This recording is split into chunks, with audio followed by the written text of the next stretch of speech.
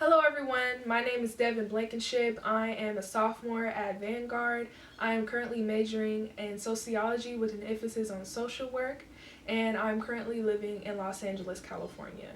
I'm also BSU president this year, and if you're interested in BSU, please check out our Instagram page, Vanguard BSU, and we'd love to have you. So today I'm going to be telling you my story.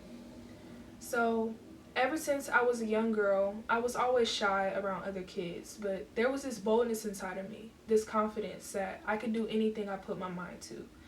I've always loved to dance, sing, laugh, and act goofy, but I was always shy around other kids for some reason.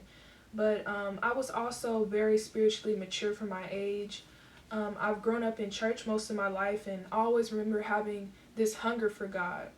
And I would sit there in church and I would see people get into the presence of God. And this is something that I wanted to be a part of. I wanted to feel God's presence. I would sit and listen in church and try to apply the sermons to my life and try to gain wisdom in my own situations. And I think the reason why I had such a hunger for God is because I felt alone and like an outcast within my peer groups. So throughout elementary school, I went to a school in Anaheim Hills, Orange County, where I was one of the very few black kids that went to the school. And let me tell you, when I went to the school, it was definitely a culture shock. And it was difficult to adapt to a new environment that lacked representation of those that looked like me. And, this was a lot for me to handle.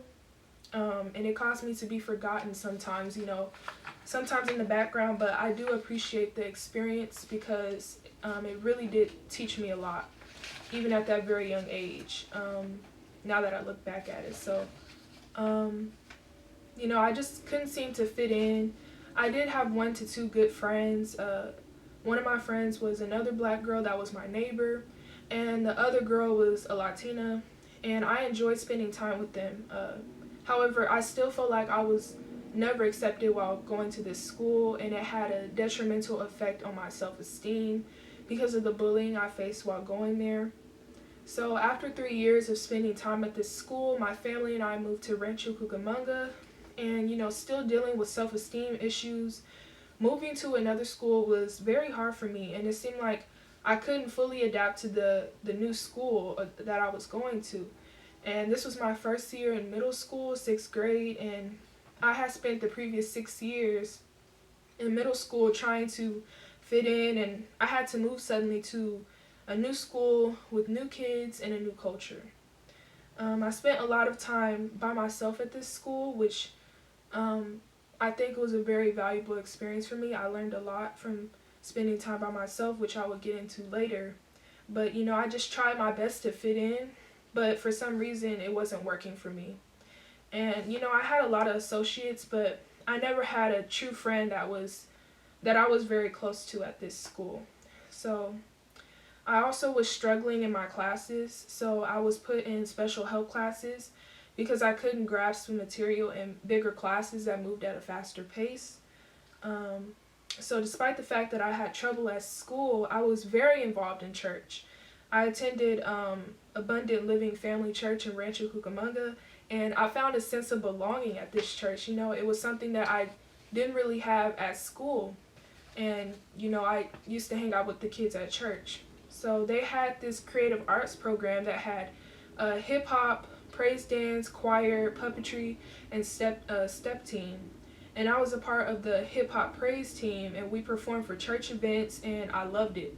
As I said before, I always loved to dance, and this was an opportunity to express myself and minister to my fellow people in my church. So it's amazing how in my time of weakness and loneliness, God put me in the right place to build my faith, have great relationships, and minister.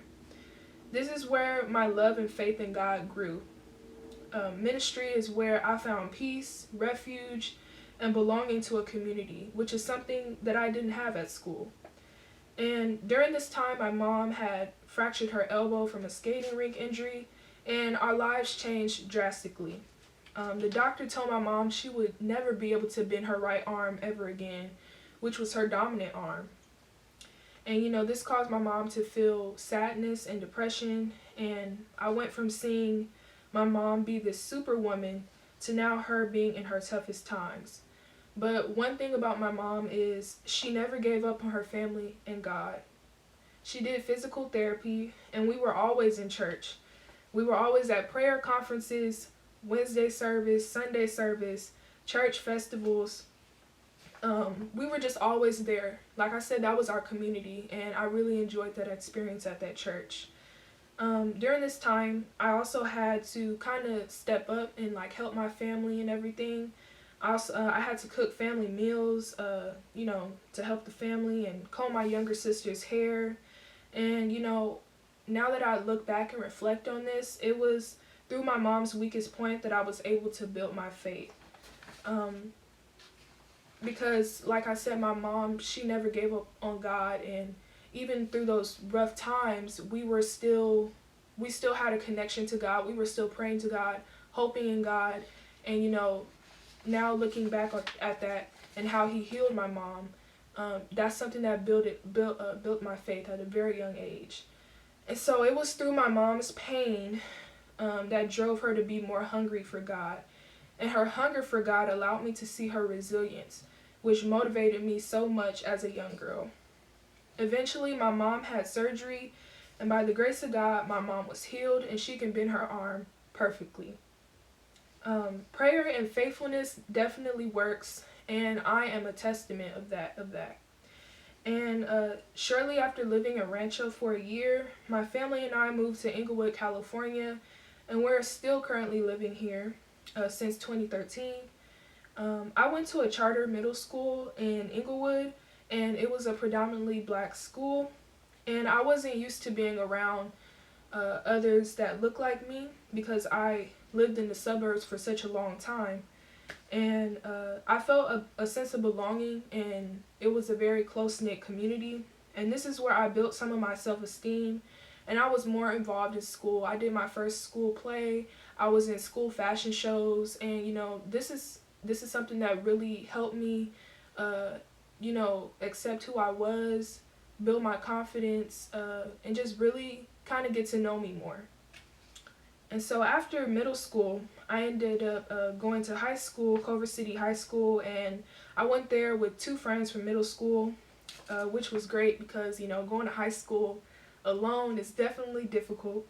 But before high school, I had this fantasy that I would be more outgoing and more involved. Although I was involved in middle school, I still, didn't feel, I wasn't that involved, but I was involved. But I had this fantasy that I would go to high school and I would have this type of life that I saw on movies, which is really bad, but that's what I kind of wanted, to kind of be popular and go to all the football games and, just be within the crowd.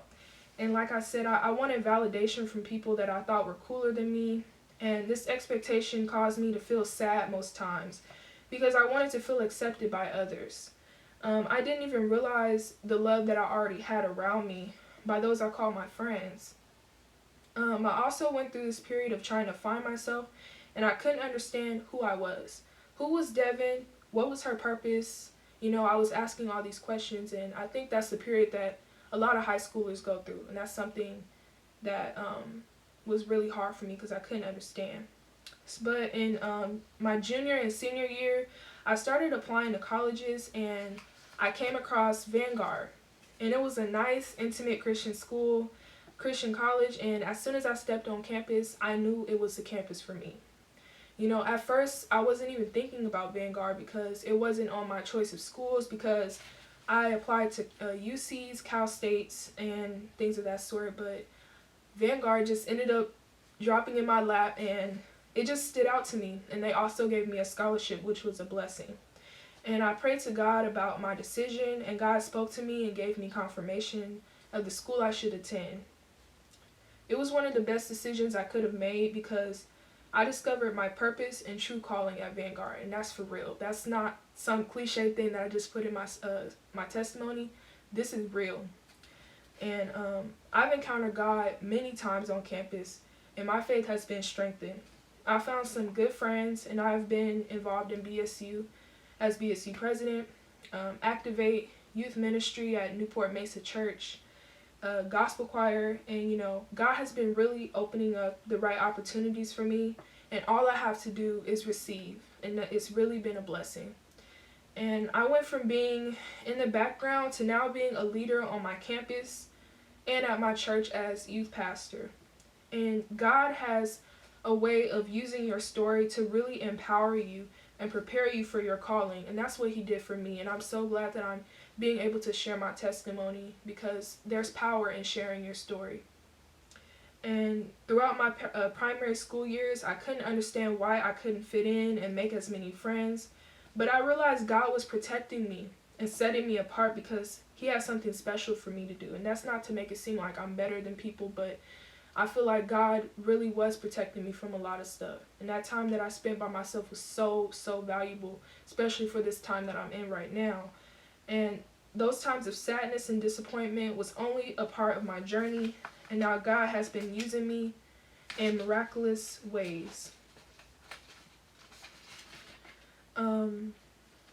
So God has been using me in a mighty way. I've gained so much wisdom in my young life, and I think it's a part of my ministry. Nobody can tell me that God doesn't save, because he kept me. He kept my family. He kept my family strong in the midst of storms, and he's given me clarity and understanding of my story now, so that I can minister to people that are similar to me. If you were like me, a girl who was always the outcast, pushed to the background by yourself, God has a plan for you. And there's a reason why God has kept you apart from a lot of things. Deuteronomy chapter 14 verse 2 says, "You have been set apart as holy to the Lord your God, and he has chosen you from all the nations of the earth to be his own special treasure." He's preparing you for a calling, and your time will come.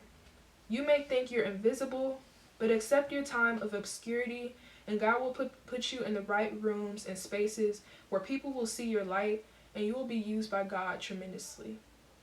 Matthew chapter 5 verse 13 through 20 says, "You are the light of the world. A town built on a hill cannot be hidden.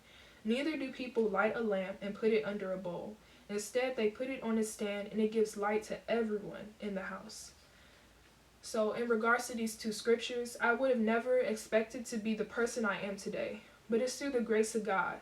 His favor and his mercy has been upon my life. Romans chapter 8 verse 28 says, "And we know that all things work together for the good of those that love God, to them who are called according to his purpose." This is a true testament to my story. All the trials I've been through push me into purpose. Your time is coming. And when it does, no man or woman will be able to tear down what God has built. And when your time comes, tell your story, and God will give you favor, and you will have divine angelic protection, because you have a special assignment for the kingdom. This is my story. Thank you for listening.